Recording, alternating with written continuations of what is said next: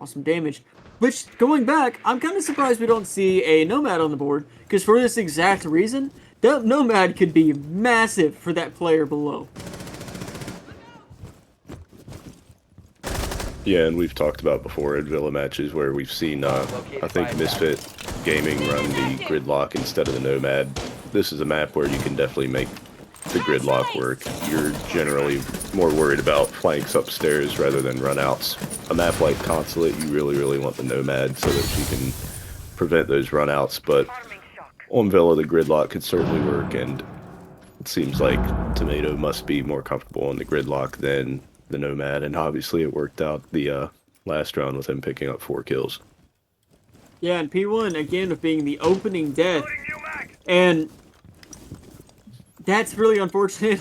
Again, not being able to have that impact with the 3-speed, you know, that's someone you probably are going to want to take fights with, especially if that roam has. Then being able to clear that roam out pretty effectively is really unfortunate, but we're down to less than a minute, and it's still 4v5. This is still a winnable round for Alps Gaming.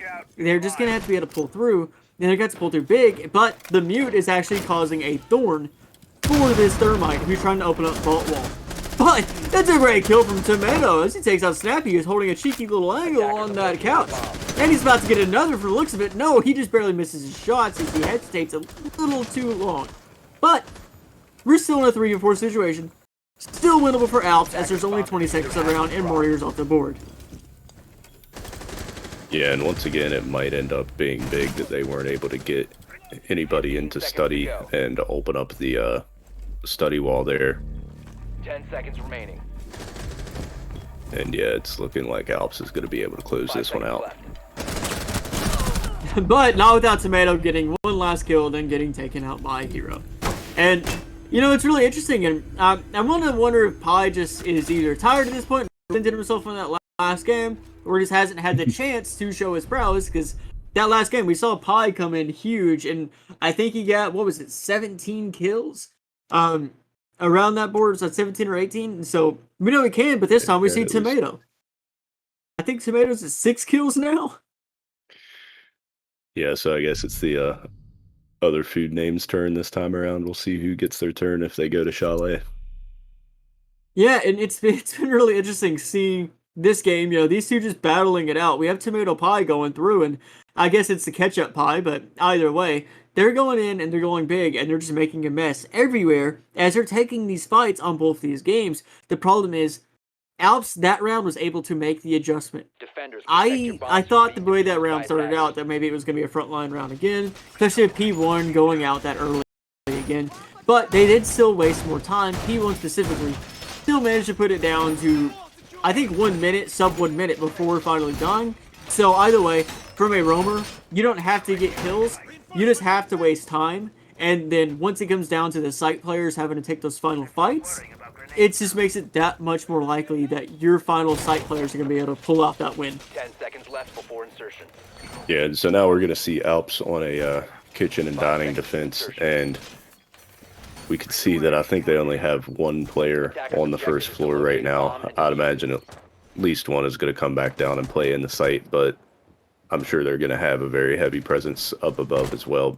And that's the thing that makes this site so strong. You can kind of defend it the way that you would defend Trophy Statue, but then once you lose Trophy Statue, the attackers still have to deal with taking the actual bomb site. Yeah, we do see a buck on the board specifically for this cause.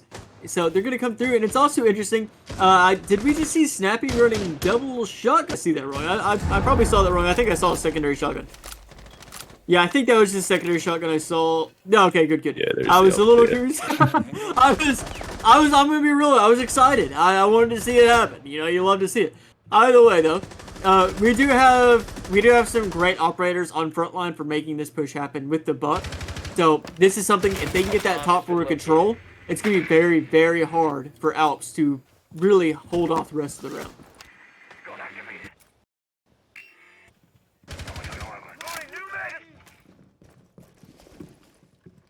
Yeah, and they're making pretty good progress here on getting into Trophy Statue, but we're down to about 1:45. So if they can just burn a little bit more time on this rim, the defenders, then I'm sure they'll be pretty satisfied with that. And we see XVO able to pick up the opening kill onto Tomato. But Pi, of course, trading it back, as Pi does. That's just doing Pi things. Martyr takes out 2, and Hero takes out Martyr. TJR takes out Pi. So now we're back in a 2v2, and that was a mess of a situation as Soru takes out XVO. Now we're in a 2v1 on this last remaining defender. On the Vigil, a great operator to be in this situation with, but still, a 1v2 is never ideal. They don't have the diffuser, and by they, I do mean Frontline. So they do have to regain that diffuser, and they still need to take site control. And it looks like we're going to have Zofia get droned in as they try to do it. But again, this is a Vigil. Droning anything is going to be very, very hard and not super viable. They're going to have an idea where he is, and now they have a good idea as he does actually shoot the drone. So these players are going to push through, and I'm willing to bet we're going to see them play for a trade situation. Hopefully they can get it because TJR lands his shots, but we lose time. They don't push through close enough, so now it's a 1v1. This could be TJR's round. The fusion starts goes down, there's plenty of time. I'm sure this is probably going to be right. Is he stick? I guess pros don't fake. He's not faking anything. This is now back to the attacker side. This round is just going all over the place as it's a roller coaster because Ikoyo doesn't fake anything. He just takes the round. Yeah, great effort by TJR there. It looked pretty much like Frontline should have that round wrapped up. They had plenty of time. They had 2v1. They were working together, traveling together, looking to be ready to get that trade. And TJR able to just get a really quick kill onto, I think it was Soru, and then fall back to the laundry room. And great job by Okoye of recognizing that TJR is just going to fake the push to try to get him to come off of the plant. And he just stuck it and was able to get himself back into the advantage. Yeah, and we're actually going back to dining room kitchen. So that was a really close situation. I mean, they put it to a 1v1, so I don't really fault them for this. You know, going back there, they probably feel like, man, if we wasted a few more seconds, if we didn't lose one of our guys, maybe in a way that we felt was dumb, we were probably going to be able to take this round win. But again, a close game. These teams cannot shake each other. We're 1-2. I know this is only round 4, but if you look at how the last game went, I mean, no one was able to shake each other. It went all the way to round 15. So this is a crazy game. This is a great game. This is what you want to see in the semifinals. Yeah, and obviously we've got two really solid teams here, and so far playing on 2 maps very comfortable on. It'll be really fun to see if Frontline is able to take this map, how they look on Chalet, because like I said, they clearly both seem very comfortable in Cafe and Villa. Frontline hadn't played Cafe, but, you know, they definitely didn't look at all out of place there. And they've both played Villa twice this season. And Frontline especially with some really convincing wins in those matches. But if we get to see them at Chalet, then that'll be really interesting to see how differently each of them play each side and see them go to a map where maybe they're not quite so comfortable yet. Yeah, the person that was the opening killer last round is now the opening kill last round. As XVO comes off the board, and that's less than minutes around. That's about 40 seconds into the round, and we've already got one of the defenders off, and that's not a good situation if you are Alps to already be down one of your guns. But Soru is down a lot of health as well, so this situation where they could get an easy one. I shot to Soru anywhere on that body, and you're back into a 4v4 situation. The question is, are any of these defenders going to be able to make that happen? Because it looks like they're all below right now.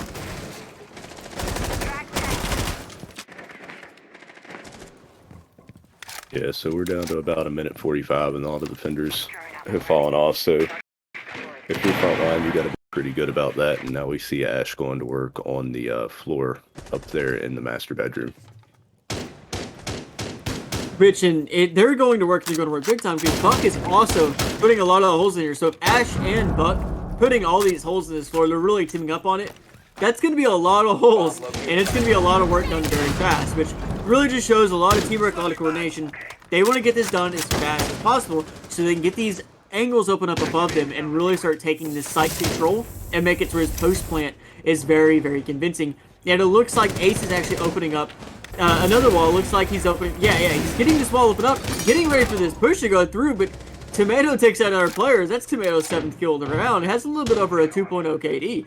So this is a round that really looks like it should be going in the way of Frontline. Yeah, and it looked like Hero decided to get a little bit aggressive on that hatch there, which probably isn't really a bad idea the way that this round is playing out if he just Bomb diffuser. kind of sits back and lets Frontline do what they want to with the soft destruction and everything, then this is a round that they're going to lose anyway. So he decided to get aggressive, try to turn things back in their favor, and unfortunately it didn't work out, and Frontline is able to close out this round. Yeah, and a very, very strong closeout. We did see trades going back and forth at the end of that, but, you know, trades when you have man advantage are always a winning situation for you. Trades when you don't have man advantage are never a situation you want. When you're on that lower advantage, that lower totem pole on the man count, you really, really need to win all those fights. And I know that sounds obvious, but as Justin stated, we saw Hero go for that aggressive play.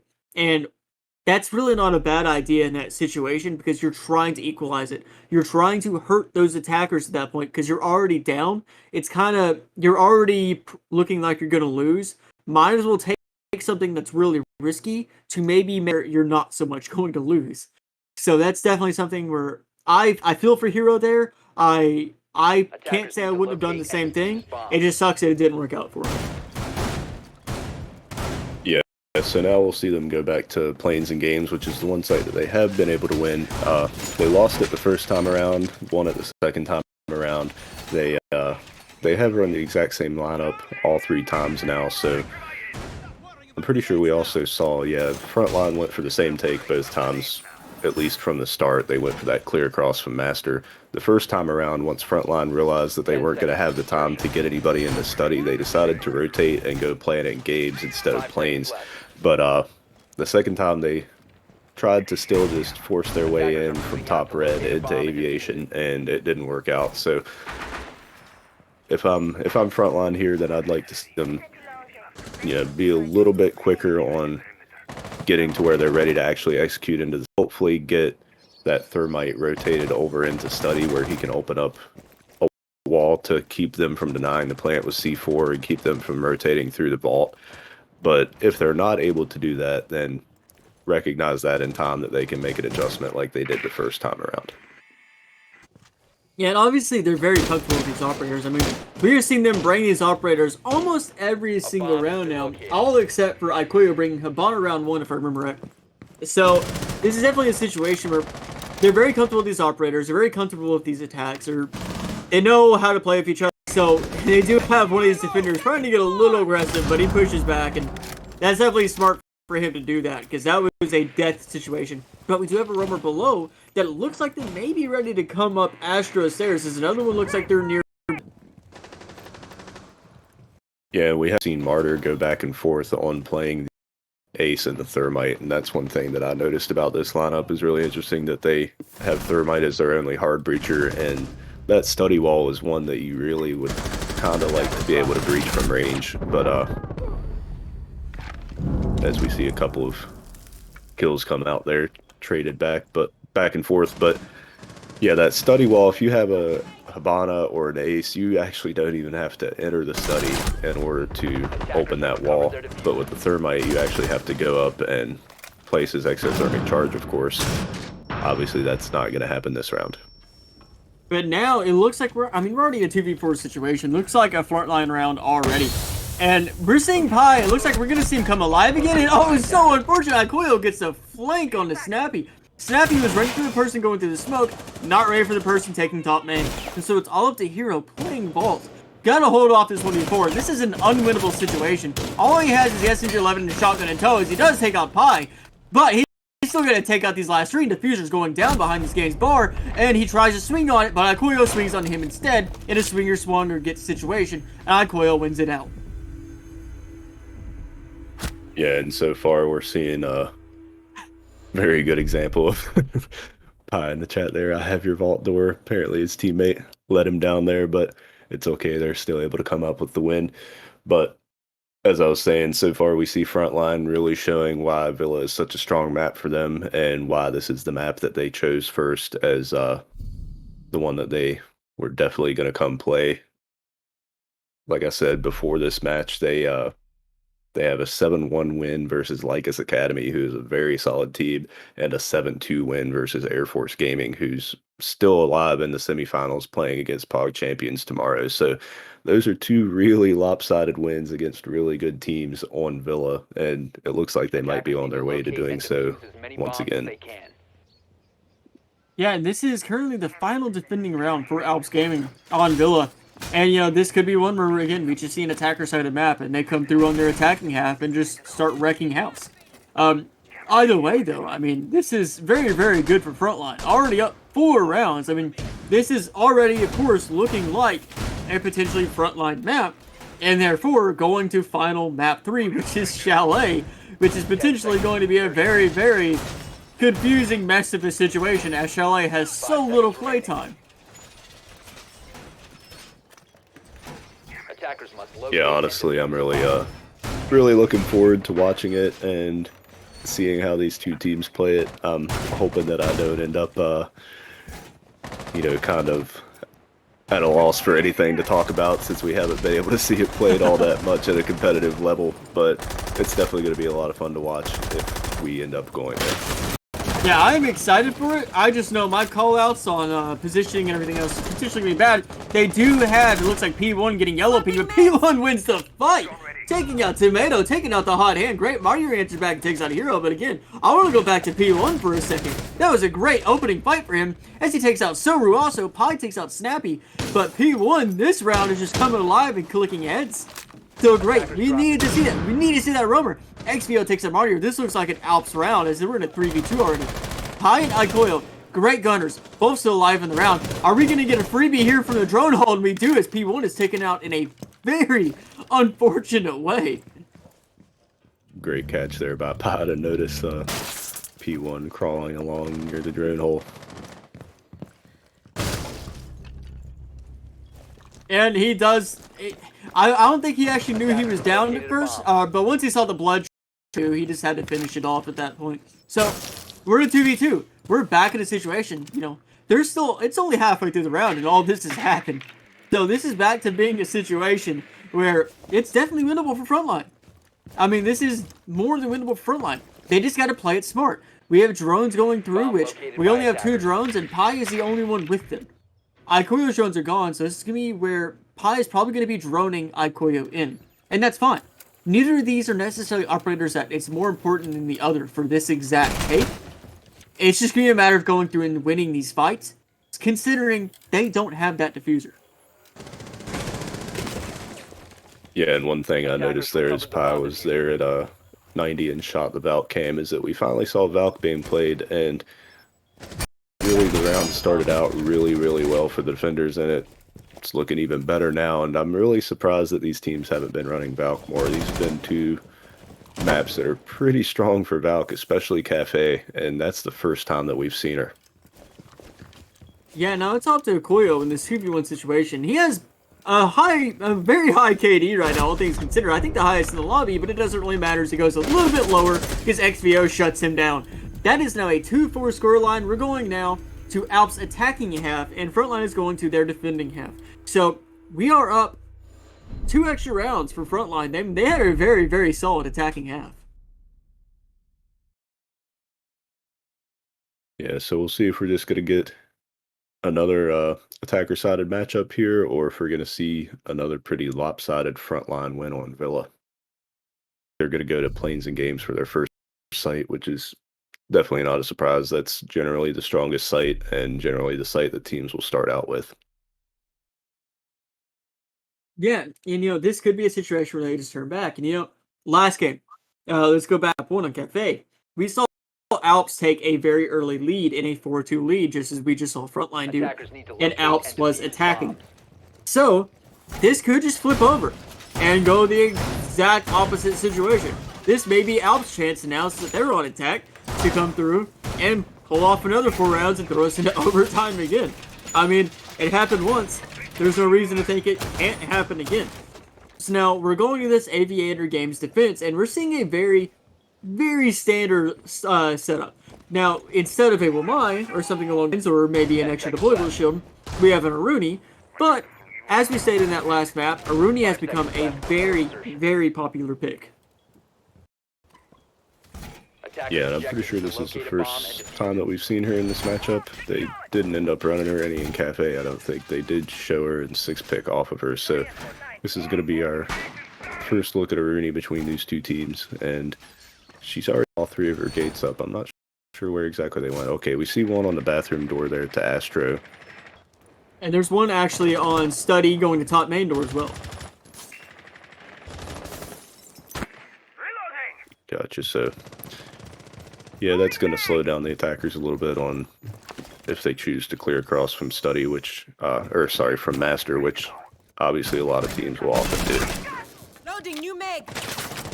But now we have this Master side clearing out. The question is, can the Melusi of Ikoyo do a little bit better than the Melusi of P1 at holding this over statue trapping side? Ikoyo is taking damage though, as it just seems like these players on that side of the room are going to have a very, very bad time holding it off because it's less than a minute into the round and they're already falling back. So again, this is not a situation where holding off a minute is fine, you know, it's at least something, it's third of the round, but you want to hold more because attackers have a lot of map control to work with.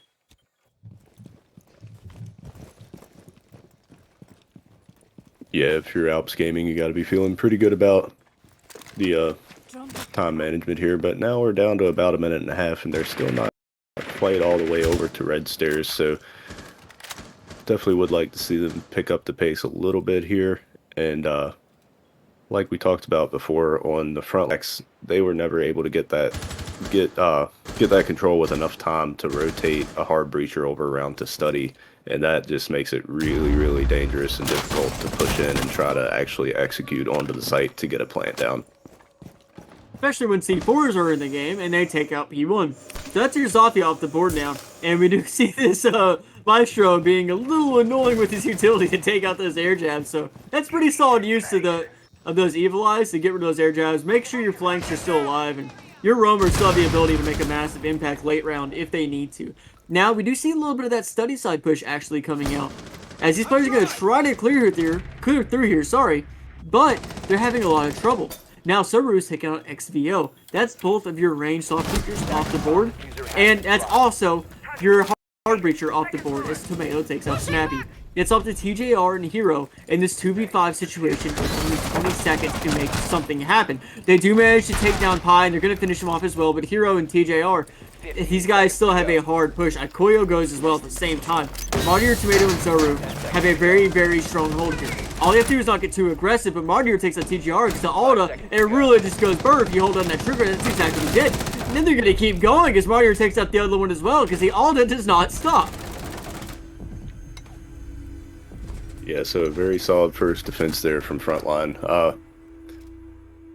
If you are Alps, it probably would have been really nice to have an Ace or a Habana there, but either way, they still would have needed to get a little more Study control than what they had. That I think it was Rooney was playing actually in Study, so even having somebody that can hard breach from range, that was just going to get shot off the wall if they tried to do that without actually pushing in and clearing out Study. So XBO tried to get in there and get that control, but that was taken out, and that's really where the round started to really fall apart for Alps Gaming.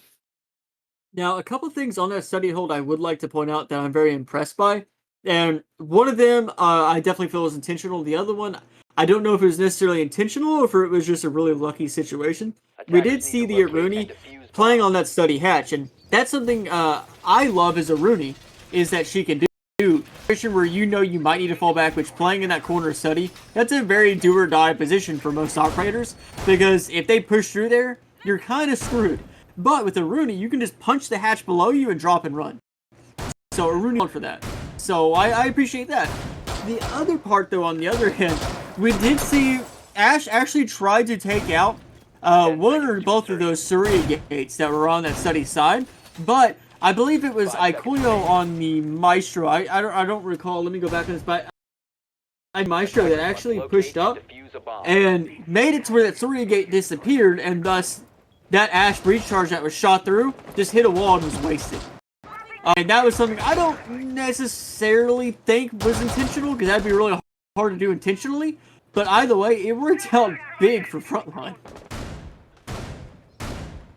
Yeah, for sure. So Now we're going to see a trophy statue defense, and I don't think we saw... No, Okay, yeah, we did see trophy statue from Alps on the last defending round, and they were able to win it pretty convincingly, if I remember correctly, but Frontline obviously feeling a little better about trophy statue than Alps does. Alps waited until the 6th round, and when they were down 4-1 to say, okay, let's finally give this a try. Frontline, on the other hand, it's the second site that they go to, and we're going to see a pretty heavy roam over here on the study side. Especially with Pi. I mean, Pi is waking back up and doing Pi things, and Soru as well as he takes out P1. This is already a 2v5 and we're only a minute to the round. And this is what I mentioned earlier. If Pi wakes up, it's going to be a good night. Soru and Pi, they were together last game, and they're roaming together again this game. These two players are just taking fights in a very aggressive way, and they know where this last attacker is. This Yo guy is running out at him, and so are these defenders. They're chasing him down. This is a ballsy play, and it works with the hip-fire pistol. It's a flawless round.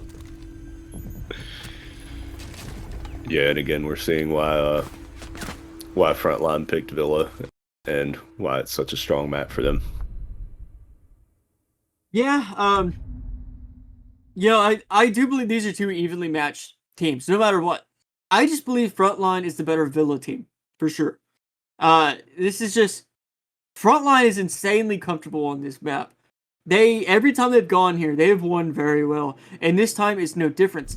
And I hate to sound pessimistic, I don't see Alps pulling through here. They have to win the next 4 rounds just to bring it to overtime, which, good luck, that's going to be hard. And I would love to see it. That'd be awesome for you guys.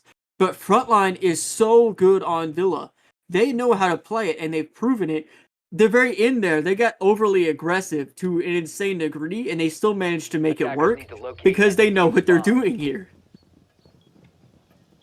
Yeah, and with this being a best of 3, you only get to for sure ban 1 map, so I'm not sure whether it was Clubhouse or Coastline that Alps banned first, but at this point they might really be Villa would have been the 1 map that they chose to ban, and unfortunately for POG Champions and Air Force Gaming, whoever wins that match, if they run into Frontline, they won't have the opportunity to ban anything before Frontline gets to pick a map, since that's a best of 5. So Villa will be available to them if they're able to close out Villa and win Chalet, but of course, really getting ahead of myself there. But yeah, it just looks like Villa is a really, really strong map for Frontline. Yeah, and it's also worth noting, as Justin just stated, he's getting ahead of himself. This is why Alps did win that last map. So, going into this next one, this just means that we're probably going to see map 3 here, assuming Frontline can pull out just 1 more round win before the potential overtime happens. So, assuming we do, we're still going to go to Chalet, in which is anyone's game. We don't know what's going to happen. We have no reason or idea potentially what's going to happen. But we do know what's going to happen in this round. And that's when Martyr is going to take fights, and he's going to take out E1. As he continues to take fights, because these players on Frontline are not giving anything away. But XBO does answer back. But they keep getting answered backed on, as Koyo and Soru take out 2 more. TJR and Hero in a 2v4 situation already. 1v4, sorry, let me go ahead and correct that because TJR's down to a C4. Hero can get his buddy up, and he does take out 2 for his time. He can get his buddy up and make it a 2v2. He's definitely going to do that, but he's going to have to push through someone to make it happen. It's not going to be easy for him, but he is definitely going for it. He knows he needs that man because he's going against solid gunners. Pi and Soru have proven to be a duo. They've proven they are great at taking fights together. And I think we're going to see these player Alps. Yeah, they're just going to go in the basement. They're going to try to go somewhere completely different on this push, because this push is not worth it right now. Yeah, no. Great play by Hero there to come in and get a couple kills and make his way over to TJR. And they have plenty of time, so because of that great play by Hero, this is a very, very winnable round for them now. Yeah, I'm a little surprised we didn't see a little more of an attempt to clear above from the players at Alps. I mean, they do have a buck. They even have a secondary shotgun. They have all kind of soft reach. I mean, I'm a little surprised we didn't see that above clear attempt happen, especially considering this isn't working out for them because Pi takes out TJR. It's all up to Hero, and Hero has been doing really good. He's been clicking ahead to this round. but he's got to click 2 more, and the 2 players he has to click just happen to be 2 really solid gunners. Pi and Soru, I mentioned it a second ago. These 2 players have been playing together very, very well, and they're going to work off each other. I'm willing to bet if he takes out one, he won't get the other. And that's, again, pessimistic to say, and that's nothing against Hero. He's doing great. But this is a downwards fight for him. That's going to be very, very hard for him. They know where he's at. They know exactly where he has to come from, and he doesn't have time to come from literally anywhere else. They're just going to hold the angles, and they hold it well. Frontline takes map 2. We see P1 with the not so good half from the perspective of Alps Gaming there, but now we are going to get to see our first look at Chalet and HydroCore, and I'm really excited to see it. Yeah, it's kind of nuts we're getting to see it for the first time in the semifinals of all places. I mean, what a point to bring out Chalet, the semifinals. So that speaks a little bit of confidence, potentially a little bit of recklessness, potentially a little bit of nutsiness. Who knows? I don't know, because we haven't seen any of these teams play. I have no idea what to expect. This is going to be awesome. This is going to be great. I'm probably going to screw up some callouts. My bad. Yeah, and I'm really just curious to see just about everything about this. Want to see, what sites they prefer. It's really kind of varied among the different regions and different teams so far in Pro League.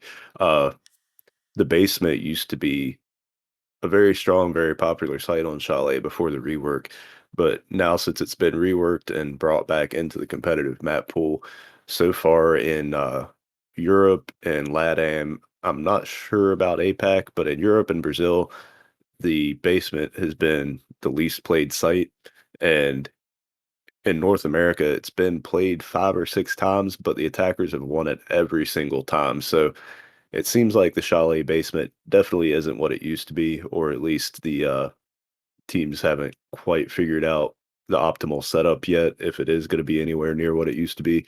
But I'm really curious to see what the site rotation looks like for these teams, how they take these sites compared to before the rework and compared to what we've seen so far in Pro League, and how the defenders set up to defend these sites. Yeah, I'm very, very interested. I'm willing to bet we'll probably see some basement play come out. Because generally, especially in ranked games, you see a lot of players really like to go there. I'm willing to bet, so, I bet we're going to see it for sure. But either way, the question is if it's going to work. Obviously, it's still completely up in the air. And as Justin stated, it hasn't worked for Pro League. It really, really hasn't worked for Pro League at all. But, maybe these 2 teams, maybe it's going to be a little different. Who knows? This has been a nuts match so far. I mean, we're going to map 3 of 3 right now. And this is, this is the semifinals. So that's this has been an insane game, especially with map 1 going all the way to round 15. Now, what I do hope is that with it going all the way to round 15, I hope Alps didn't kind of run out of some steam there and kind of exhaust themselves, because they really, really stretched it on that going to 15. Obviously, Frontline did too, but going into that map 2, man, Frontline they were really, really solid. I mean, they just seemed like they were still going into the first map. Yeah, and I was curious to throw APAC into the mix and looked up their play rates and everything on Chalet so far, and actually in both APAC South and APAC North, in APAC North, the basement is the most played defending site, but it only has a 29% win rate. At APAC South, it's the second most played with a 60% win rate. So very different from what you see in North America, Europe, and Brazil, but that's not really unusual. A lot of times APAC plays very differently from those other regions. Yeah, and in Brazil as well. Brazil is one that is just of recent time getting to a point where they're starting to kind of catch up, because what we saw historically in Pro League was that EU was kind of ahead to curve before everybody on strat-heavy siege play, and then NA started to catch up, and then NA really, really did it well. Brazil recently, as anyone that watched Pro League, maybe remember seeing Ninjas Pajamas actually make it all the way to the finals of the last Invitational. And they're ones that, when interviewed, they did mention that, Brazil is hard to play in right now. LATAM, sorry, as a whole, is hard to play in right now because everyone is still playing overly aggressively rather than strat heavy. And so Ninjas and Pajamas were one that really started that strat heaviness. Um, and so seeing LATAM, kind of playing it differently really isn't that much of a surprise because they're still, I hate to word it this way, but not quite up to the line that we see EU and NA with those strats and that, I guess, that kind of coordination. Um, and APAC is still probably the furthest away. So there's still ones that I'm ready to see them pick it up, but there's a reason we haven't really seen them make it to like the final two of an invite yet. Yeah, and back on the subject of Chalet specifically, we didn't get to see any play in North America Pro League until this week. The Tuesday play day, TSM played Chalet against Mirage and were able to come up with a 7-3 win.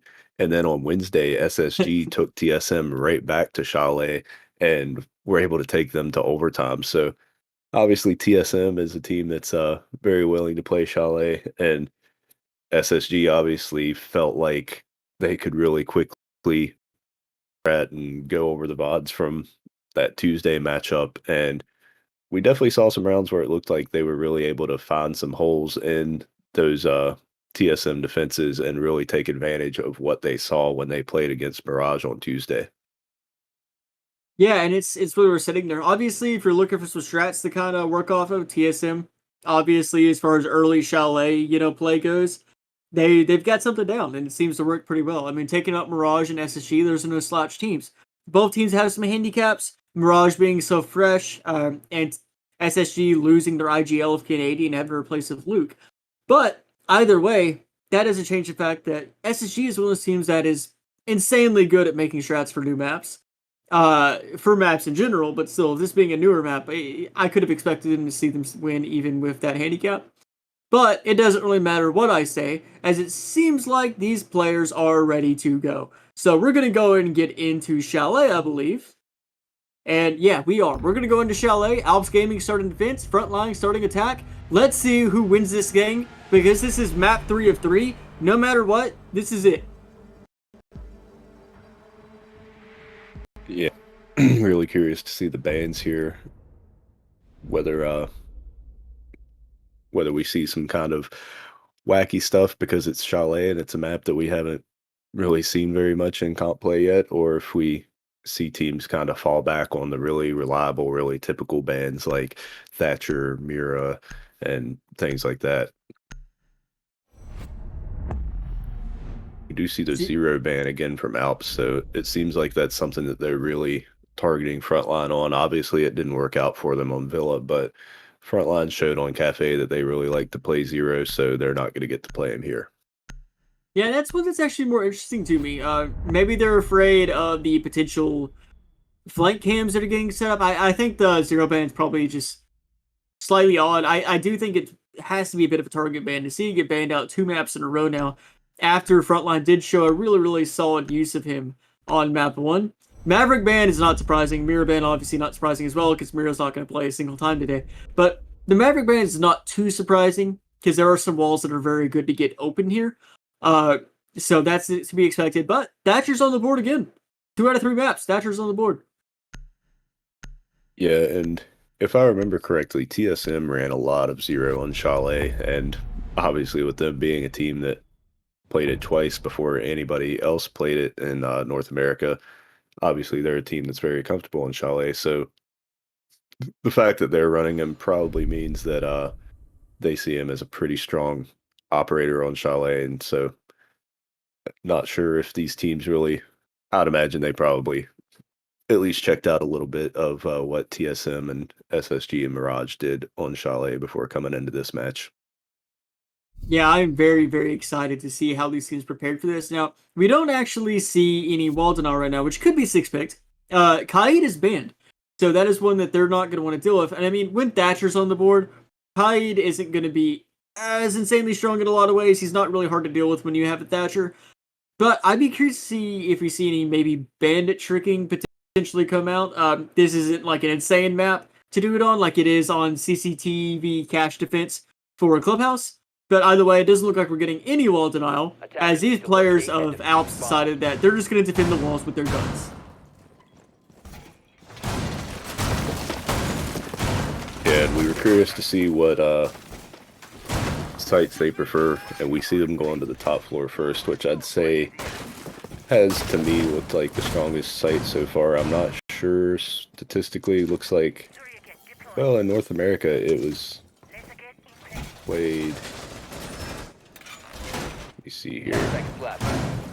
Yeah, in North America, it was played the second most and only won 17%. So I think, yeah, that would be 1 win out of 6 plays. So it's a site that seems to me like it could be very strong, but obviously it hasn't really panned out so far.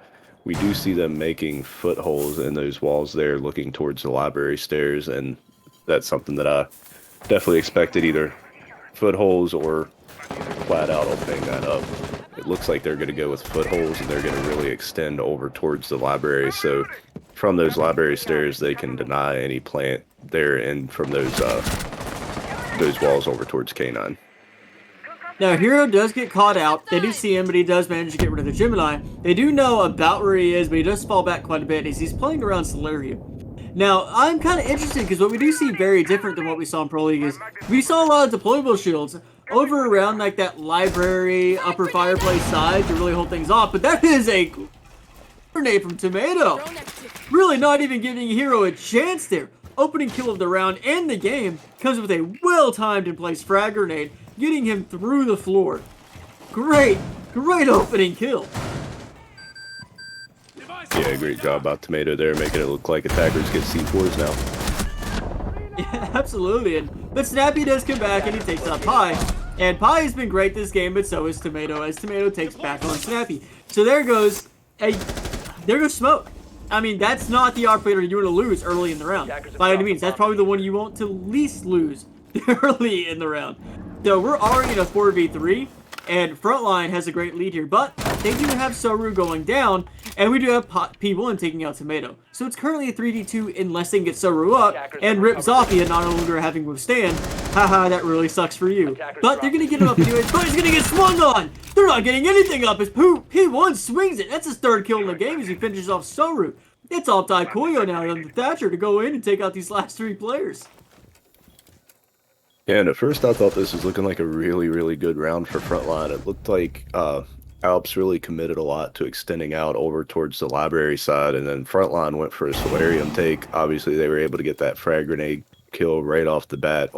I think that was on Hero, and you know, he was obviously a big part of holding down Solarium, and they lost him right away without any chance to fight back at all whatsoever. So yeah, they quickly got that Solarium control. They quickly killed everybody except the players who were extended over towards the library, and it was really looking good for Frontline, but a great job by TJR and XVO of bouncing back here and getting aggressive and cutting it down to where it's a very winnable and ends up being a 1 round for their team.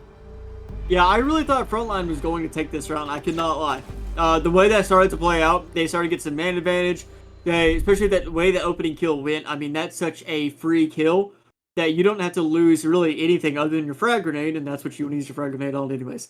So that is an unexpected round, but great job by those players of Library to be able to come back and just retake that situation and make it work. Now, we're going to see them actually go to first floor as they go to kitchen and dining, so let's see how they make this work, and we do see our first little piece of wall denial with TJR on the mute. Yeah, and I'm really interested to see how this round plays out because I don't know. Between this and the basement, I have a tough time deciding which one I feel is the worst site on the map. So I really would have expected Bar and Games to be the second site that they go play. But, you know, whether we're talking here or in Pro League, we've seen a lot of variation in the site rotations, which is why that's something we talked about. We were so interested to see how it played out here. So we'll see if Alps Gaming is able to put together a kitchen defense stronger than what we've seen for the most part in Pro League, because this site hasn't had a whole lot of success in Pro League, if I remember correctly. It's funny, we did see XVO actually showing a little praise to Soru for the Zofia LMG, which I haven't really said anything about. I've been very surprised about this whole game, because Soru's been running Zofia pretty much all day, and running the LMG all day. And then, of course, when XVO shows respect to Soru for running the LMG, Soru is no longer running that gun. So that's pretty funny to me. Either way, I mean, he's been making it work. He's been taking fights. He's really well. So that's just a little funny note. Comments coming out. Now we do see these players. Looks like they're actually going to jump through. They're going to start taking through K9. How aggressive this push is about to be, because there's a lot of players stacked up over here on this attacking side. We do have 3 of the 5, yeah. So this is definitely something. We may see a very hard push come out. We may see people start to drop very fast. Yeah, it looks like a pretty heavy top hold here from Alps Gaming, and so far it's going really well for them. Yeah, especially as people start to drop and people start dropping quick. I thought it would be fast, and I was right. It's going to be fast. And Snappy comes back and takes out some more. This is another very easy round for Alps, all things considered, as it's already a 3v1. 1 minute into the round, it's all up to Martyr on the ace. He has the heart breacher, he has the diffuser, and he has the time. The question is, does he have the ability to land those shots? Because that's really what's going to come down to. He only has one drone to make this happen. That's unfortunate for him, and I don't think there's really, it looks like there's only one drone that's actually in the playing field, and who's to know if it's actually in somewhere he needs it, but it doesn't matter because Hero has the shots exactly where he needs those, as he finishes off Martyr. 2 rounds now for Alps. Yeah, and as that round started, I kind of went and looked back real quick to see was on point about the kitchen dining success rate so far, and it's actually been pretty decent. But Brazil is the only place where it really stands out as really being solid. They've got a 75% win rate on kitchen dining there. It's been played a decent amount in Europe, but only 33% win rate, while in North America it has a 50% win rate and is the least played. So definitely looks like North American teams don't really prefer it, and the other teams like it a little better, but in Europe they're not really having a whole lot of success there. But now we'll see a basement defense, so no bar in gaming, which has actually been by far the most common and the most successful defense in North American Pro League so far. Yeah, and going to basement, I'm very curious about this. We did see Wamai 6-pick over to a Valkyrie, which this is, again, I know we keep saying it, but this is a pretty strong Valkyrie map. I mean, there's a lot of high places you can put those cameras. There's places outside you can put those cameras. So this is a very solid Valkyrie map, especially considering when you have C4s, you can kind of eat out that garage window and, you know, take out these players as they try to push it. And we do see 3 C4s. Hero, P1, and TJR. They all have a C4 ready to go. So this is something we could see happen. Now, the only other part is Thatcher's on the board. They're going to get that garage wall open. They have him mute to kind of slow it down, assuming he even put one on the wall, but it really doesn't matter if he did. With Thatcher being on the board, they're not going to stop anything. Attackers have recovered their diffuser. And it's really interesting to see this heavy extension that Alps is playing here. They reinforced all 4 of those big garage walls. They made a rotate over to the bottom of West Main Stairs. They made a rotate over at that elbow or whatever you want to call it there. And yeah, they're really heavily extending over into the big garage, and it looks like Frontline is going to look to try and push into trench and look to take that side of the map. Bomb located by Now, they're obviously going to do a little bit of vertical clears. TJR gets 2 for free. They line up and they go down. Soru and Tomato both taking off the board. Good night, guys. Great job from TJR, but that's also very unfortunate for Tomato and Soru because they just line each other up and TJR is able to collect those heads. Pi comes through and collects him though, as he gets his first kill in the game. Pi's been falling off a little bit. That first game we saw him go nuts, but now they're going nuts back and forth. They're going to try to clear through. They do manage to get into garage, but he is in a bad position. And it's a very bad position. Pi and Aquio, 2v3 now. They're in garage, but they don't have control. They don't have their lives either, as it's just up to Pi. Never mind, my bad. Snappy takes them out. Yeah, and Alps Gaming up 3-0 on the defense here, and so far Chalet has been a pretty attacker-sided map, especially for a new map. Usually when a new map is added to the comp rotation, it'll be pretty defender-sided for a while until the teams can really start to figure out the most effective takes on the attacks. But Chalet in North America so far has a 42% defensive win rate, in Europe 56%, and Brazil 52%. So that's definitely not up around the numbers that you were seeing when maps like Oregon or Theme Park were added back to the comp rotation. They were pretty up into the 60s on their defensive win rates. Well, Defenders, protect your bombs from Chalet being is not consumed even by at attackers. 50% in North America. So far it seems like a pretty attacker-sided map on the league side of things, but here in this match, Alps Gaming is up 3-0 on defense. Yeah, and a very, very strong 3-0 at that. It's really worth noting. I mean, you look at the players of Frontline, we have 7 kills collectively. Whereas the player of Alps, I mean, we've got 15. So, it's a very, very different game looking at these two different teams right now. This is something where, again, I stated earlier, I have to be curious. Did Frontline get tired after the game one? Because, you know, or Alps, actually I thought Alps got tired, sorry. You know, did Frontline get tired? I mean, they came through. Pi went nuts. I believe it was map 1. Pi just absolutely went ballistic. And then going to map 2, he kind of fell off a little bit. And now we're in round 4, and he has 1 kill, and he's down 3 deaths. He could still come back, but playing the Ash, I would like to see him get a little bit more on those entries. And because he's having a little bit of a hard time right now. But he still has time. We still have plenty of time in this game for Pi to wake back up and just, you know, take everyone to the bakery.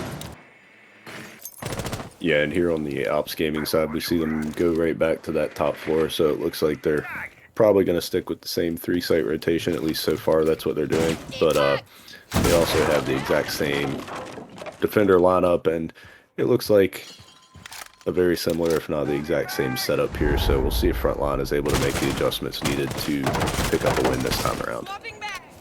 C4 almost took out Mario and Tomato. That was almost a really unfortunate C4. Hero doing a lot of damage with that one. He was probably inches away from getting 2 kills. But he only gets 1, and sadly they just barely missed that ADS there, so it eats away at Zombie and Utility. But Snappy also eats away at Martyr as he hits him in the head, and P1 takes out Pi. That's Pi off the round. This looks like it's already going to be another round for Alice, but we do answer back. Tomato turning Snappy into some sauce, and that's great for you, man. You got to keep coming through. I'm getting a little mixed up my words here, but that's okay. It's a 4v3 situation. Yeah, and we see another Solarium take here from Frontline, and last time around it went really well at the beginning and then fell apart. This time it's not going so well at the beginning, so not looking too great for Frontline at this point. Absolutely not. But these players are still pushing through. They're pushing it strong. Tomato gets another frag grenade kill. Soru gets taken out though by P1 on that Roni, but gets answered back. Tomato takes him out and turns him into sauce. So it's all good. It's back to a 2v2, but Tomato has very little HP. Tomato has 1 HP, 1 shot. Trying to get that diffuser down as Ikoyo covers. And Ikoyo has a good angle to do this cover with. These last 2 players on Alps are going to have to do something because now they're in a site retake situation. This is going to be very hard for them. They have an idea where these players are at, but they don't know exactly where. I don't know if they know about Ikoyo. If they don't catch Ikoyo here in this window, then it's over. And they don't catch one. They do swing for it, but they don't swing well. As Ikoyo keeps swinging as he takes them both out. TJR, I mean, he just goes through and kills everybody. Yeah, and a great job there by Frontline, really kind of kick-started by that Tomato frag grenade kill. But it's funny, the first time around they started out so strong on that Solarium take, and it was looking really bad for Alps Gaming.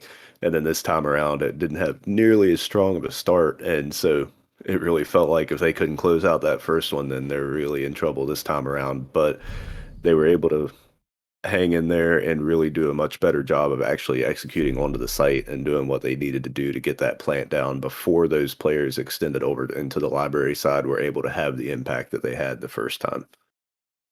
Yeah, and it's also, again, I'm going to restate here, we were inches away, and I am very confident in my wording there, inches away from that round going very differently, as Hero threw a C4 and landed a lot of damage, I believe, on Tomato and Martyr.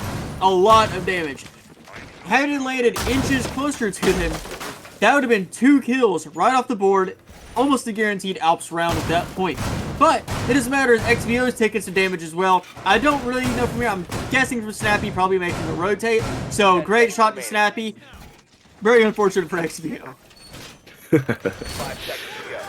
Yeah, and as a smoke player myself, I'll take your side, Snappy. You know, you don't have time to be worried about those guys. They gotta stay out of your way, you know. But yeah, that's definitely unfortunate to ever see anything like that happen. But at least it wasn't too much HP. It looks like he lost around 20. I've definitely seen times where that happens, and it's more like you're left with 20. So hopefully he can manage all right here. But looks like a little bit of an adjustment here from Alps Gaming to try and shut down these Solarium takes, or at least slow them down as Hero is roaming down below in Trophy.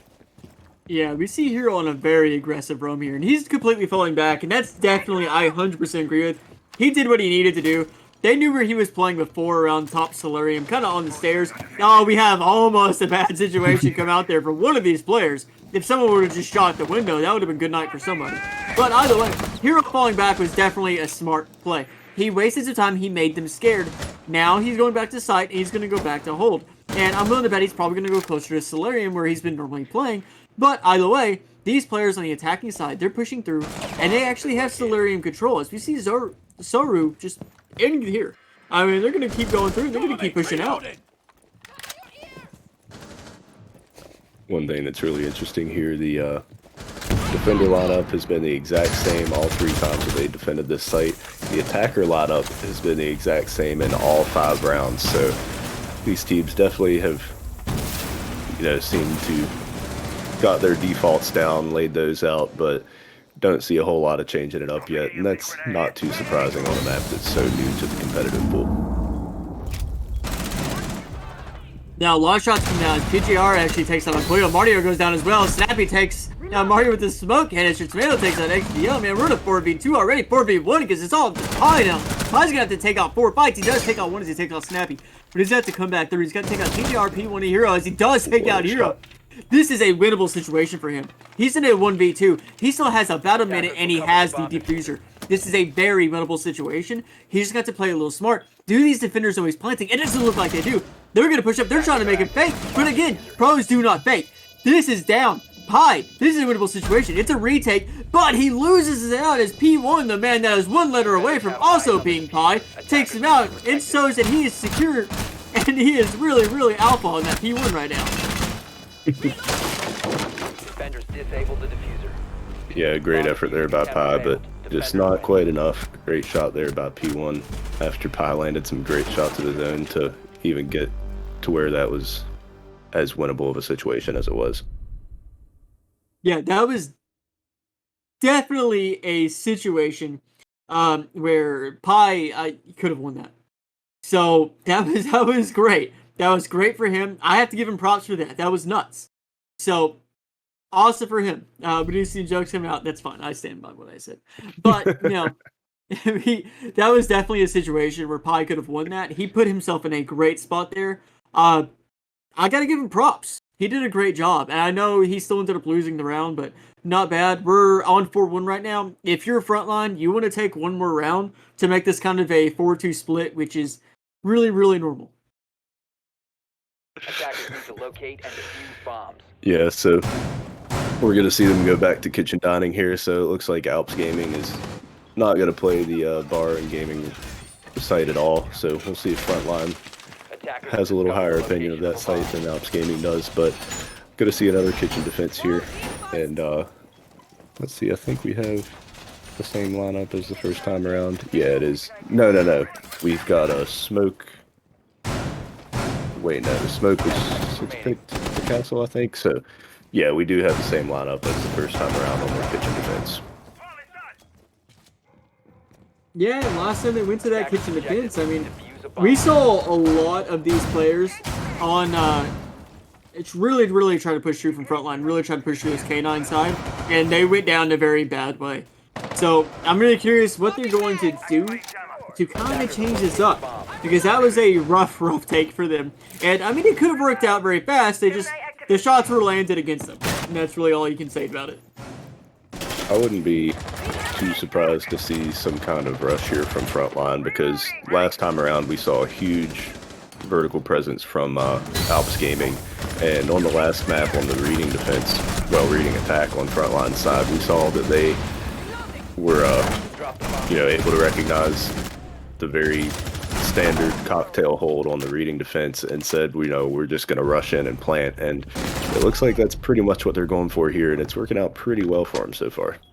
Yeah, the rush is actually going very well as it puts him in a 3-1 situation. Tomato getting 3 kills for the round. TJR is the all that's up, and he is no longer up as he takes a little bit of a nap in the kitchen. Ate a little too much, and that's okay. Dinner was hard, and he is out. Tomato comes in big.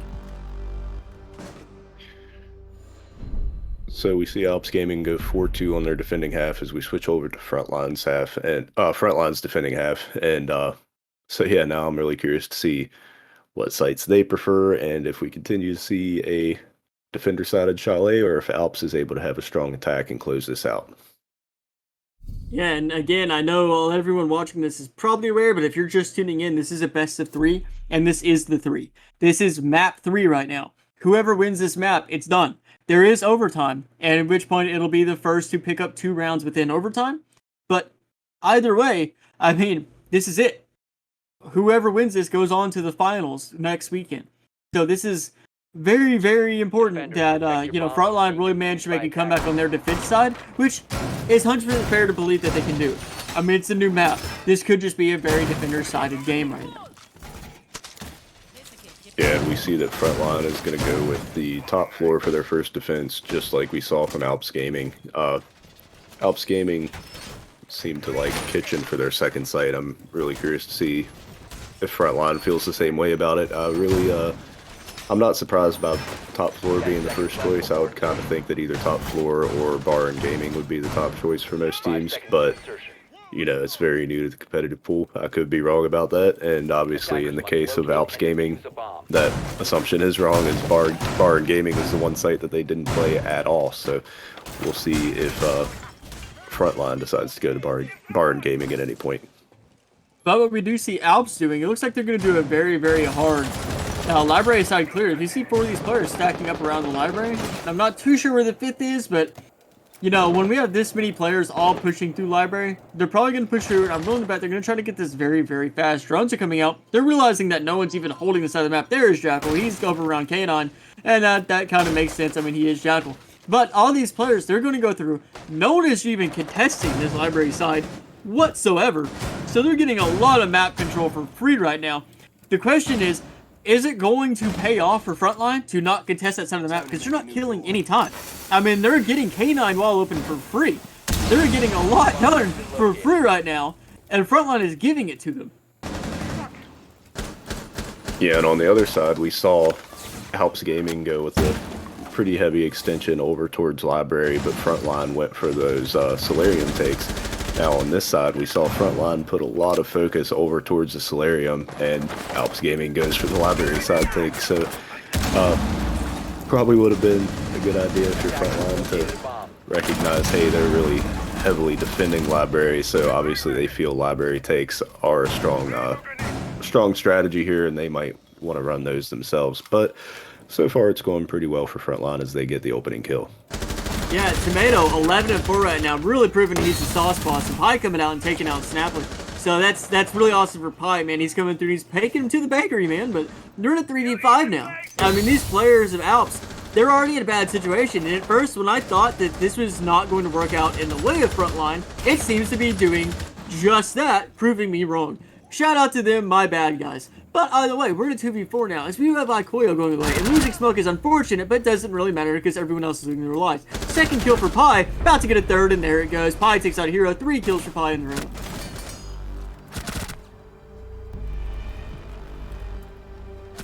Yeah, and obviously very solid job by Frontline there, even though they didn't have a whole lot of presence and utility committed to the side that Alps Gaming was looking to clear across from. They were still able to make it work, able to win their gunfights, able to get good angles on those attackers. And now we're going to see Basement as their second choice. And, this is the situation. Frontline could bring it back. If they win this, we're equalized now. So Alps is going to have to do something, get a little aggressive here. Last time they 6-picked to the Jackal. This time they're just showing it, we're bringing Jackal, deal with it. We do also see a Bandit this time from Frontline. I'm curious, are they going to try to Bandit check that garage wall, assuming that Alps is going to want to get the garage wall open, which I would assume that they would.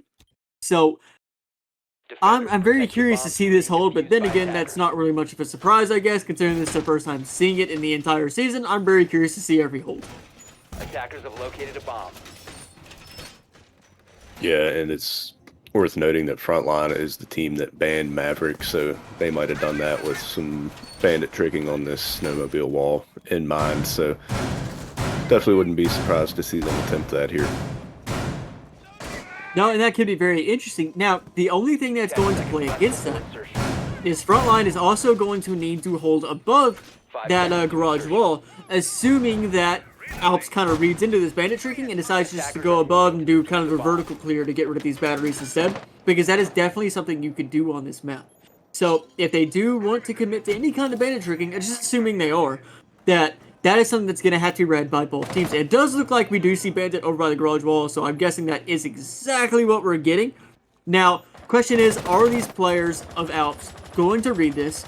Are they going to deal with it correctly? Yeah, and we see ADS is going up there. We have the Mai playing right around there, so obviously they are concerned about preventing the Zofia from stopping the bandit tricking, but that Thatcher is just going to disable all of that at once, and so I'd imagine Zofia through the drone hole is probably going to be able to stop bandit from keeping this wall closed. Yeah, but Bandit's doing a great job right now as he is stopping this wall from getting open. Thatcher threw a lot of his EMPs out. Actually, all of his EMPs, and didn't get anything for it. That's why you don't do that. Now, they're trying to do a vertical clear, but it doesn't matter because Saru just shoots him from their own holes. He does get taken out by the thermite of all operators, funny enough. But now we're in a 4v2, as obviously that bandit tricking did not work out quite the way I wanted it to, because we're less than halfway through the round. And Alps already has main advantage. Smoke canisters are already going out. Alcoil does take out Snappy while blind. Awesome for him. But he's still got to get more done. And there's still denial on this wall they have to clear out. It looks like they're going to try to shoot these batteries because they still want garage wall open. But they actually don't have diffuser. It's actually in the garage at the bottom of the stairs. I wonder if these players at Frontline know about that. I am very curious that they know. Because if they do know, that can be massive. But if they don't know, then the rest of these players at Alps can just really continue this push, and they can make this into really just their playing field. Yeah, this is a round that already, even very early in the round, has gone very, very back and forth. When Thatcher used all of his EMPs and Zofia didn't use any of her concussions to prevent the bandit tricking, I thought it was looking pretty rough for the attackers right off the bat, and then they adjusted quickly and quickly got a huge advantage, and defenders started to bring it back, but right as I'm saying that, the attackers bring it right back in their favor and close out the round.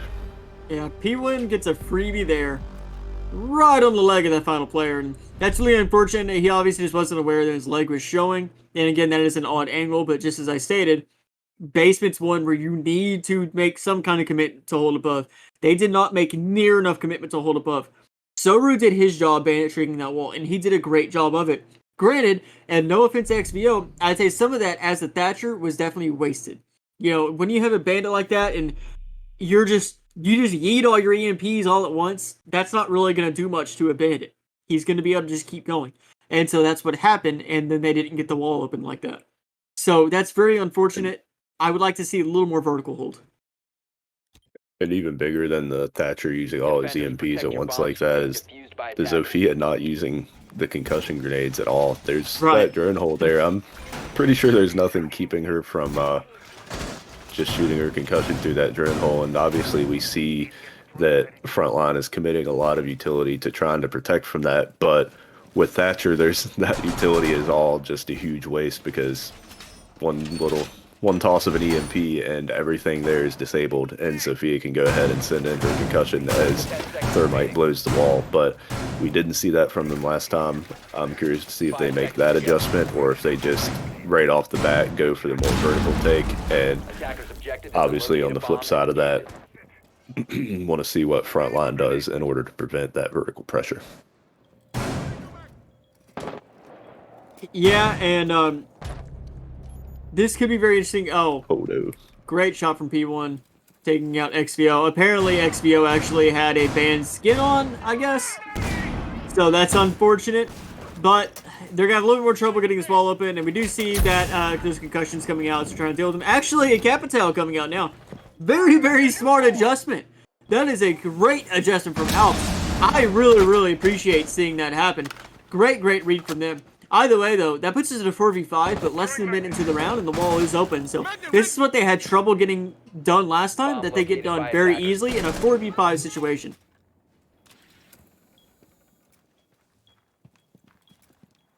Yeah, and it's definitely funny to see that they were so quick and efficient getting that wall open without the Thatcher when it was such a struggle getting it open with the Thatcher. But now that they have it open, they still have to figure out what control they're able to take in order to get a plant down.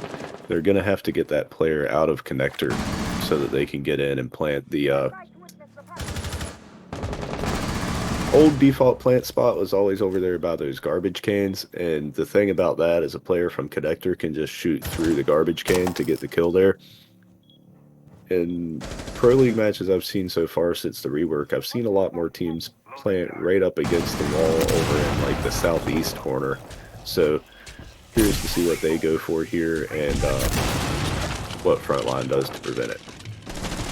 Now, we do see the plant actually starting to go down, and these defenders are really caught off guard. There's a lot going on, and Silver gets taken out by a fire, but the trades are going out. It's a 3v1. It's up to Ikuyo in this 1v3 situation. This is very, very bad for him. We also have air jabs down.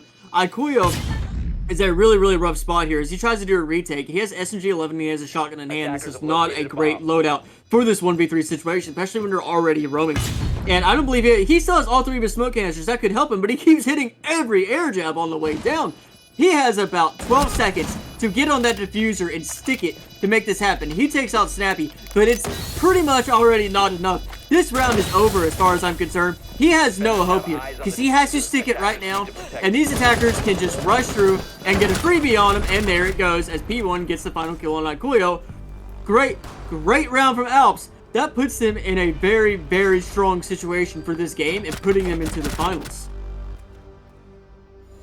Yeah, so now we see Alps move on to match point. If they can take one more round, then they're moving on to the grand final to play the winner of Air Force Gaming and POG Champions.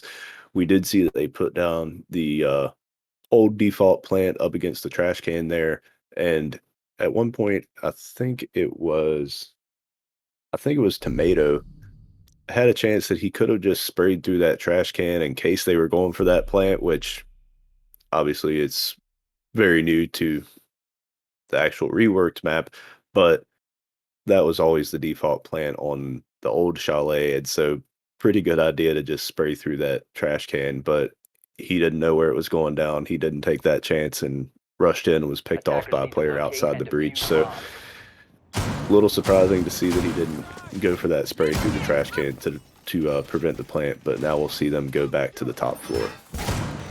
Now, it's kind of funny. You see XBO, who was Thatcher last round and got TK'd immediately. Apparently, he was wearing a banned skin. Hero this time on the Thatcher.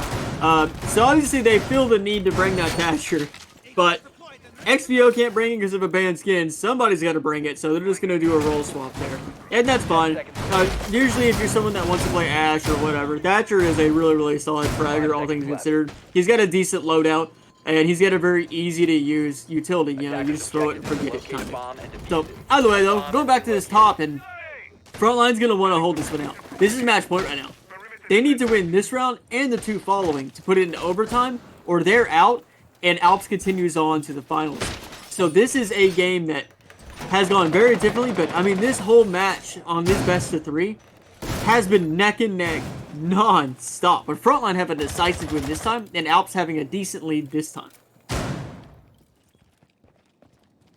Yeah, and on the subject of that Thatcher, it's actually been Hero for the most part running the Thatcher. He ran Thatcher in their first two attacking rounds, and the adjustment that it looks like they went to make was they wanted to bring in the Capital to prevent the bandit tricking, and I'm assuming Hero is probably their player that's most comfortable with Capital, so they decided to swap XVO over to the Thatcher, not realizing that he had a banned skin on that Thatcher. So I'd imagine we'll see Hero sticking to the Thatcher throughout the rest of this match, which of course might just be this one round.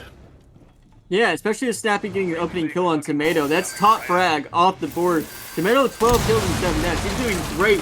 But already being down a man, and it's less than halfway through the round. This is bad for Frontline, and it's looking like it's round, and it's really looking like it's round as P1 takes out Mario, and Pi comes back and takes out P1. Man, these players, and Pi is not willing to give up yet as he takes out another, but it's a 3v2. Pi's going to have to come in big, and Soru, again, I keep talking about it last game, these two are great together, but are they good enough? Because it's starting to seem like they are. That's a third kill for Pi, and Soru picks one up too. It's all up to Snappy already. I don't know what happened to you guys on Alps, but these two just came through and they killed everybody. Great round from Soru and Pi to really bring that one back. A great job by those guys. Pi and Sober are not going down without a fight. They saw the end of the season, stared them in the face, and said no, not yet. But now we'll see if they want to go back to the basement and see if they can fix some things, or if they want to change it up. And it looks like they are going to change it up, and we're going to get our first look at Barring Gaming. And it's about time. So let's go there and let's see what these teams want to make happen. But either way, yeah, Pi and Sober, man, they've been really proven to be a pretty nuts duo here. I mean, and again, in that last round, they should have won that. Technically speaking, that should have been game easily. But instead, these two guys said that's not game. We're not over. We're still in this, and we're gonna shoot everyone to prove it. So great job to those two to really work off each other and prove that they know how to be a duo there. Now, going to Barn Games, first time seeing it. I'm excited. Let's find out what these teams have in store for us. Yeah, and Pi, especially on that last round, picking up the 4K. I'd love to hear the comms there on Frontline eSports. I'd imagine everybody's going nuts for Pi coming up with the 4K to keep their season alive here. Yeah, and I mean, you have to go nuts for Pi at that situation. Not me. I know I was yelling for Pi. I never yell for Pi. I hate Pi. But not him, not his fault. It's just a crust for me. But it doesn't matter because he came through and he did a great job. He really picked it up. He really put the whipped cream on that topping. So now he's got to come through. And he's still, for his team, going to have to come through big. Tomato's actually done great this game, though, as well. Because they're both food groups, and they're both doing a good job. Obviously, everyone on Frontline needs to kind of rename themselves. Pick up some kind of food name, because that's the play, apparently. But Goyle Shield already getting destroyed in Library very early on.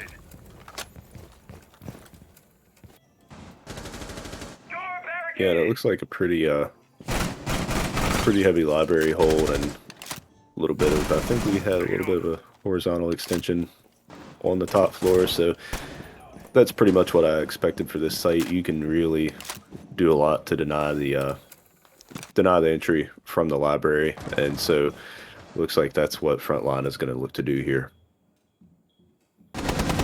Yeah, now we're a minute into this round.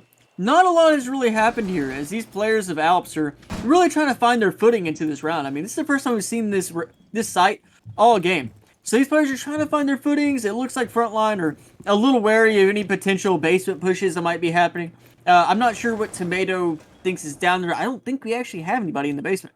So, but it does look like he's a little wary. No, there's someone down there, but I'm kind of curious of maybe what intel they thought they had. Either way, though, the players of Alps are doing a very heavy vertical clear, but it's not working out so far, as Soru stops it and stops Snappy. So we're into a 4v5 now, halfway through the round, and these players looks like they're about to come in, and they're about to come in swinging. Cover me, reloading. Yeah, and this looks like a very solid setup here. They've got Pi there at the top of the fireplace stairs, or chimney, whatever you want to call it. I think a lot of people have been calling that area chimney so far. But 3 ADSs and a Goyo shield there, so he's going to be very difficult to dislodge. But right as I say that, those ADSs don't do anything to protect him from the bullet. Yeah, and now these players on the attacking side, they're getting a lot of this library control. They're getting a lot of this upper control in general. That's really giving the ability to make holes. But 45 seconds left. These defenders have done a great job at burning time. They're also doing a great job at burning bodies as Tomato takes out P1. I've said it once and I'll say it again. Tomato is doing nuts. He's using the worst gun in the game and he's taking fights with it. Now we're in a 3v4 situation. This is definitely a situation Frontline can continue to claw their way back into this game and bring themselves to a point of overtime because that's what they want. But Hero takes out Martyr because he wants to close it out. That's the second kill for Hero in the round. Shots are still going off, and so is Ikoyo because XBO is going off. 3v2 situation. Tomato and Soru. Can they clutch it out? Can they pull it through? It's all up to Soru on the Goyo. This is going to be really hard for him. He's got to take out all three of these players. He does take out one. His XBO is out. Time is in his favor, but he can take him out. He downs him, but it doesn't matter. It's the trade. TJ Hart finishes him off with the SMG 11, and that's game. We have Alps going to the finals. Yeah, great job by Alps there to close it out, and another very back and forth round. It kept going back and forth, looking really good for the defense, looking good for the attack, and then they're able to close it out as Soru's left in that 1v3 and just not quite able to do enough, able to kill one and down another. But give us a few minutes here. We'll see if we can grab somebody from Alps and get an interview going.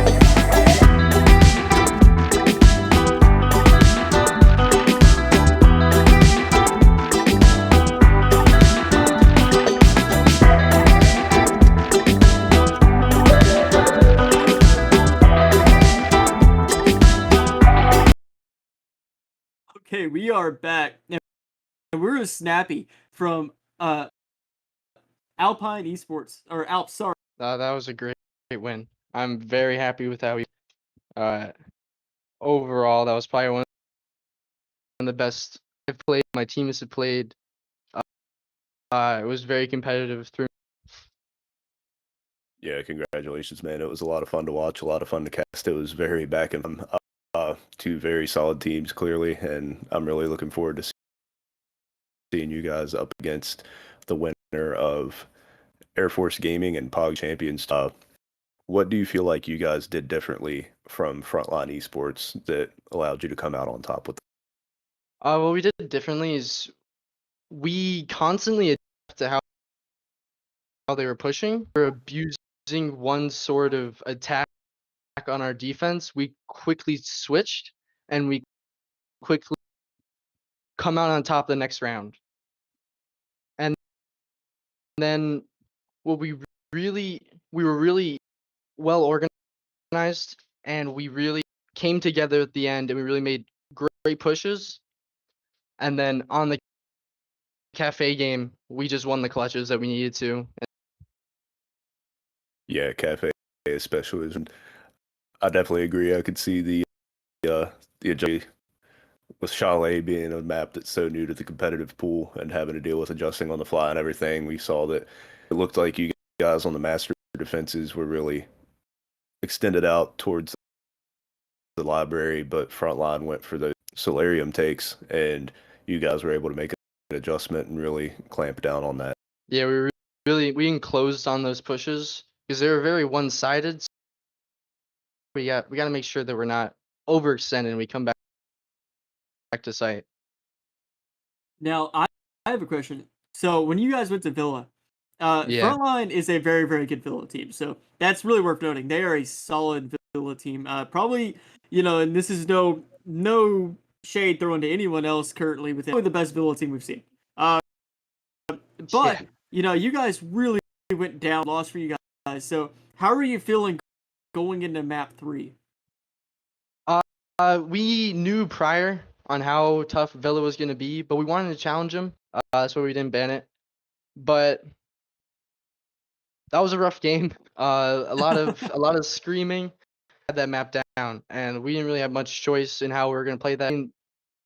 We weren't able to keep the ball in our field, and yeah, we kind of but we shook it off, and we went to a map that we knew that was very stingy on both sides. No one's really played it that much, not much experience, and we just prepared more for that map, I feel like. And we had good strategies, we had good takes, and that's how we won it. Yeah, it Yeah. was definitely interesting to see you guys get the first Hydrocore Chalet match played. Did your team watch the TSM SSG and the TSM Mirage matches? And We we did mostly attacking wise, because as an IGL, I had no idea how to attack that at all. So I had to watch those matches, and that's what really came. And just how we pinched, especially on that library play. We were really focusing above, but we had some with our Ash, and he got 2 huge frags, and that's what. Yeah, and I was actually going to ask. So in that final round, I actually thought that maybe that was going to end up being a frontline round. It all Yeah. came down to that final. I mean, it ended up being a trade, and obviously a Yeah. trade in that situation played out in your favor. And man, when that happened, blown away. I was just sitting there like, what's going on? So that was nuts for you guys. What were your comms like during Oh, that no, final no. push? We had first person die. We had a 3v1 right there, right? I was screaming at our Thatcher to get bomb, like just screaming. And it was really tough. It was in a really weird position. He had to vol over. Whatever. We had 15 seconds left. Our Ash dropped in sight to that guy in sauna, and our Ash made a call out. That's all he said was box, and we just started freaking out. And we, then our Ash just said, "So Tyler just sprinted at him to buy time to plant, and we got the trade, and that was huge." that's pretty funny to hear because going into Chalet, I was like, yeah, I'm looking forward to seeing how they play it. I hope I don't, make myself sound stupid at any point, not having call outs down, not, Yeah, really know what to talk about as far as the typical push and typical set. Funny to hear that you guys are kind of having this struggle with call outs. Not yeah, surprising, of course, with it being such a new map, but Now, tomorrow's game, we have yeah. Air Force going against Pog champions. Is either of those teams? Which of those teams I think are you potentially wanting to play more? Which of those teams do you think is probably going to win tomorrow? I'm very curious on your thought. So our first game of the season was against Air Force, and that was the game we really felt like we should have won that. But we were a new comp team at that point with very little experience, and so the rounds we lost, we had 4v2s, we had 3v1s, we just lost clutches, and we didn't set up correctly on our plants. We didn't really have the our coercion wasn't really on, and like we weren't really holding the angles. So we want to play AFG just because we know we should have, and we beat Pog champions pretty easily. So I, as a captain, I want to face AFG and I want to beat him like we and but I do believe tomorrow that AFG is gonna come out on top on Pog champ because they Okay. are a very well-rounded team, and they're awesome. He's who I watched the VOD review when we played him, and he was awesome. So I think, but I really wanna play AFG, and that's who we wanna. That's what we're. gotcha. Yeah, it definitely makes sense to want that chance at a little bit of revenge. But yeah, is there anything that you feel like you guys learned from this game that you could take on to that final? We're gonna VOD review the crap out of their villa. We're gonna take everything we can from that villa and incorporate it because that was awesome. Hats off to them. Their villa play was amazing. Yeah, for sure, man. Well, before we get out of here, is there anything you want to say before we close out this interview? Just want to say, great game, boys. We brought it the whole time, and thank you guys for casting and working through the little network issue. You guys did awesome. Have a great night, y'all. Thank you. Thanks, Thank you, man. man. Congratulations in the final. All You right. too. Well, and that was Alps Gaming versus Frontline eSports. And I also want to point out, we did point this out during the Alps Gaming was formerly AUG eSports. They did recently get by Alps, so that's really awesome to their whole team. Now, going tomorrow, we have Pod Champions versus Air Force Gaming, and this is, I think, going to be very, very exciting. I've talked about this in the past. I didn't expect Pod Champions to make it this far.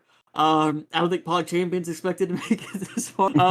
I'm very excited for this game tomorrow. Their Pod Champions is a blast to watch, and Air Force Gaming is really, really well coordinated team. So this is a very, very strat heavy, well good team playing against the exact opposite tomorrow. Yeah, it's a little bit of a like old BDS versus G2 type vibes, the run and gun versus the really strat heavy, and both teams seem like really great groups of guys and everything. So really looking forward to seeing those guys play against each other, and happy to see that one of them is going to be able to make it into the final to play up against Alps. That match will be tomorrow night at 6 p.m. Eastern, and of course will also be a best of 3. Yeah, and so make sure to tune in for that because that's our last semifinals game. Tomorrow decides who is going against Alps Gaming in the finals for HydroCore League Season 2. So keep up with us. Keep up with us on that. Sorry, we will be posting about it tomorrow for sure before we get the stream going. This has been a very, very awesome day. I've had a lot of fun casting this game for you guys today. And before we head out, I'm Flarewing. And I'm Spillville, and thanks for tuning in, and hope to see you tomorrow night. Later.